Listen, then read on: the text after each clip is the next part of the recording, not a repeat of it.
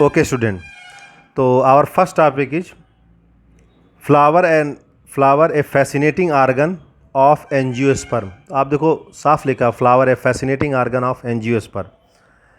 तो एंजियोस्पर्म आपको पता है ये सारे फ्लावरिंग प्लांट को हम एंजियोस्पर्म ही कहते हैं। Human being have had an intimate relationship with the flower since time immemorial. Flower are object of the aesthetic, ornamental, social, religious, cultural value. अब अगर हम फ्लावर की बात करें तो ये एक ऐसा ऑब्जेक्ट है फ्लावर, एस्थेटिक वैल्यू इसकी है, ऑर्नामेंटल, सोशल वैल्यू भी है, रिलीजियस भी है। जैसे आप देखो गुलहड़ का जो हम फूल लेते हैं, चलो रोज़ ले लो आप देखो, ठीक है ना। कल्चरल वैल्यू, इसकी कल्चरल वैल्यू भी है।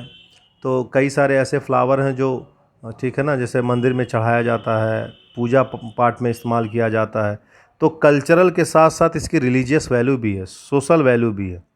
They have always been use as a symbol of conveying important human feeling such as love, affection, happiness, grief, morning.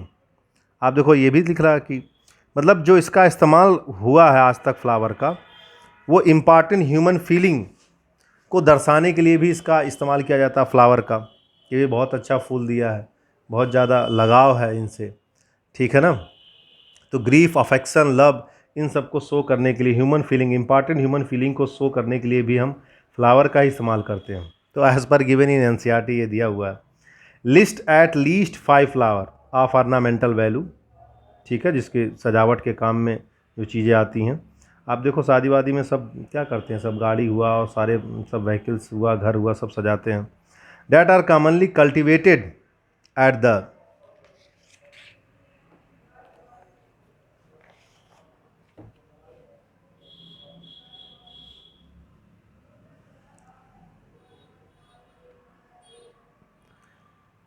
commonly cultivated at home and in garden.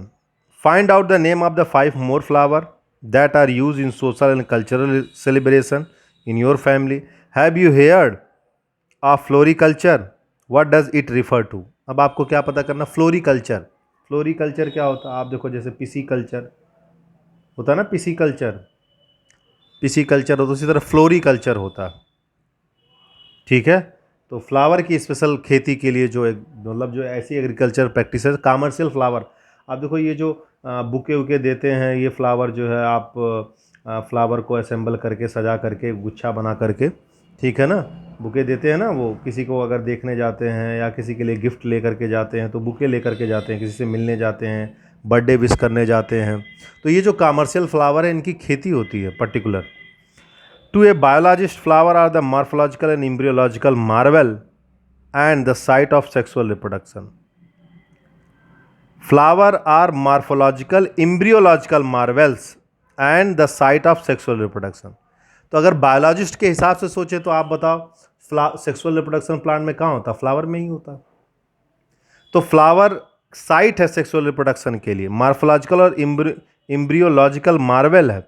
In class 11 you have read the various part of flower with the help of recall the part of typical flower.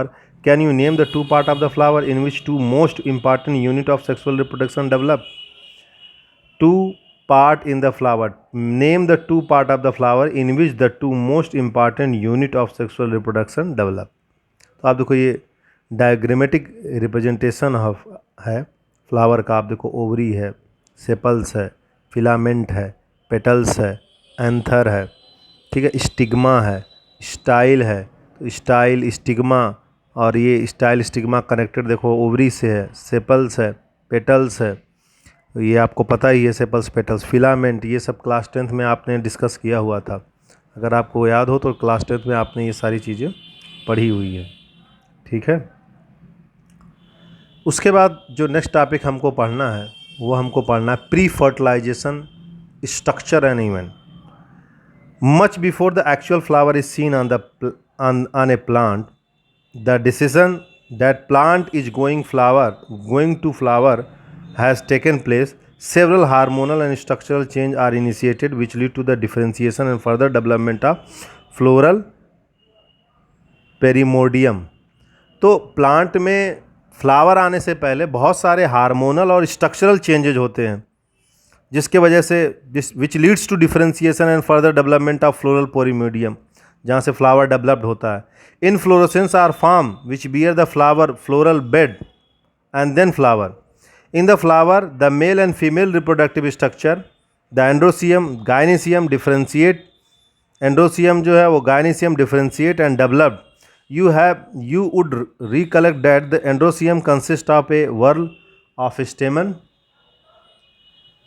representing the male reproductive organ and gynosium represent the female reproductive organ।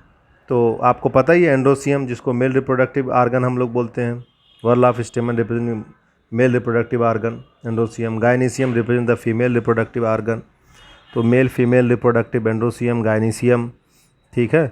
तो ये pre fertilisation event है। Pre fertilisation event में हम लोग ये सारी चीज़ें पढ़ते हैं कि किस तरीके से जब एक प्लांट में फ्लावर डेवलप्ड होना होता है उसके पहले ढेर सारे हार्मोनल और स्ट्रक्चरल चेंजेज होते हैं।